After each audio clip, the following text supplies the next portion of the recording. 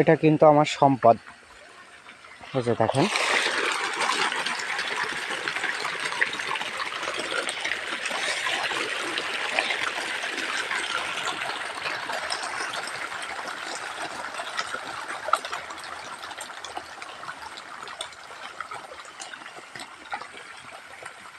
পাগলের মতো হয়ে যাচ্ছে খাওয়ার জন্য।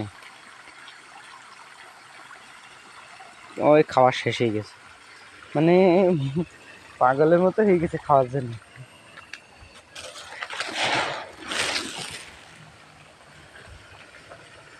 কি করবে না, পাগলের মতো হয়ে যাবেন খাওয়ার জন্য। একদম কোনায় চলে যাচ্ছে এই মাছগুলো, এত শখিং হাত দিয়ে ধরা যাবে।